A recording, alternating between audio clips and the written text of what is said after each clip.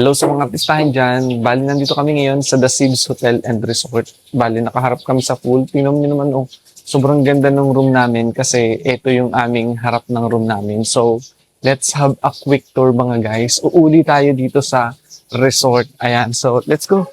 Now guys, tingnan niyo yung pool. Diba? Sobrang ganda ng paligid. Ang sarap mag-swimming dyan. So, tara, bababa tayo. Okay, so baba muna tayo. Titingin tayo dun sa ibang part. So, bali, nasa second floor tayo. Mas pinili ko dun sa second floor para medyo feeling ko may privacy para if ever may mga tao naglalakad sa baba, hindi tayo masyadong pansin. Tara. So, ayan, bali, nandito na tayo sa baba.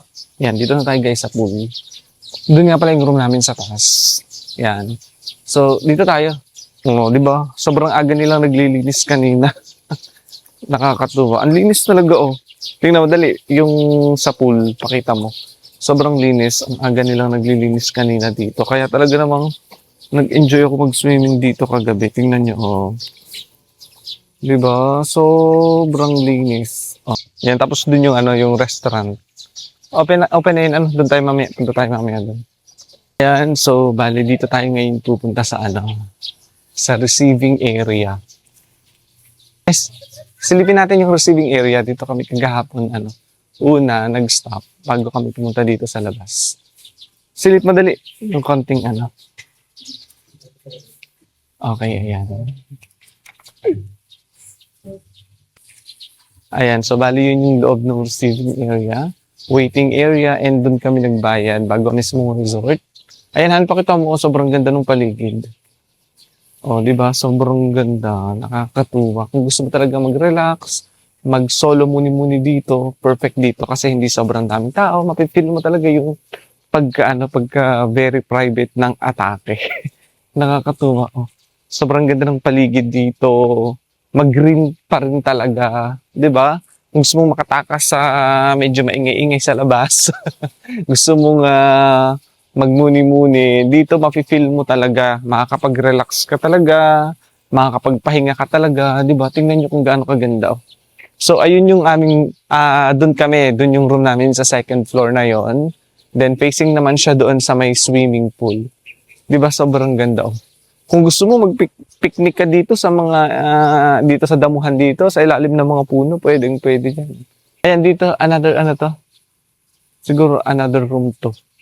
Yan. Tapos doon may parang mayroong laruan. Oh, puntahan natin. Yung dito. Yung to, siguro lawn tennis to.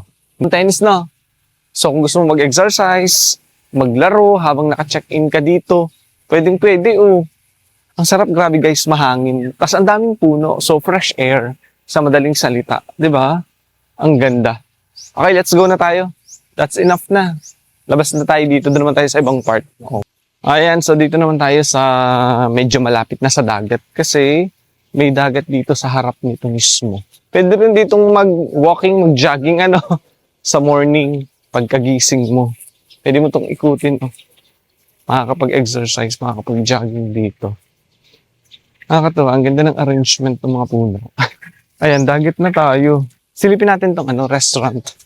Titingnan natin kung pwede na mamaya ang breakfast. Silipin natin yung restaurant. Ayan, dito ang maganda nilang restaurant para sa meal, sa food. Ayan, di ba napaka-aesthetic. Ang lawak. Then, malawak yan. Tapos yun, pwedeng doon ka lumabas. Dagat. Tapos ang kanilang counter. Okay, ayan, bali malapit na tayo dito sa dagat. So, ito yung yung restaurant na sinilip natin. Pwede kang dito lumabas. Dumaan lang kami dito sa likod. Kasi, nakakahiya, naglilinis sila. Ang linis talaga. Every morning talagang nililinis nila. Pala yung cafe nila dito sa labas. Ang ganda nito pag gabi. Nakakatuwa, pwede ka diyang mag-chill-chill, pwede ka diyang mag-jamming, pwede kayong mag-drinks. Ayan, mag-coffee. O kung ibang drinks available, marami. Tapos pwede dito mag-host sila dito ng mga event, ng mga party. Dito sa malawak na to. Sobrang ganda. Nakakatuwa. Tapos eto, yan.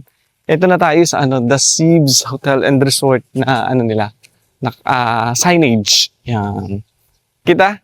Ganda. Oh, 'di ba sobrang ganda ng signage. Oh, ang ganda kagabi. Maganda diyan magpicture gawa ng ilaw. Ano, yung Sieves Hotel and Resort. Yan, ito palabas ng dagat 'yan. And meron dito mga ano, cottages. Ayan, pwede ka dito magpa-set up ng dinner, breakfast. Ayan. So balik kagabi doon kami nag-ano ng dinner doon. Yan, 'di ba? Ang ganda. Yan. So may pool, may dagat. Yan. So pwede kang mag-swimming, pwede kang magpahangin dito, magpainit sa morning sun. Then siguro may sunset din tayo sa kabilang part. Ayan. 'Di ba may cottages din. Tapos doon sa pinakadulo doon may basketball. Tama ano? Basketball ano area, court. Ito may mahaba pala ditong table.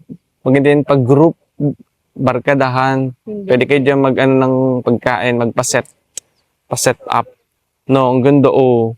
'Di ba? So, meron din ditong nagbo-boating. May nagtanong kahapon kung magbabangka daw. Sabi ko hindi kasi sanay tayo diyan. Naligaw lang talaga kami dito. Ayan, so ang mga bata, alam nyo, mag-enjoy din dito sa ano, sa Buhanginan. Ayan, tara, lakad tayo dito sa Buhanginan. Ang sarap ng sikat ng araw ha, kasi 6:30 pa lang ngayon. Ayan, tinaon ko talaga lumabas kami para walang masyadong tao, 'di ba? Tapos ito kahapon, alam niyo ang taas nito. Pag bumaba ka talaga, parang feeling mo ang lalim. Ibig sabihin yung tubig nakakaabot hanggang dito. At kapag high tide talaga, malalim, di ba? Nakakatuwa yung ano.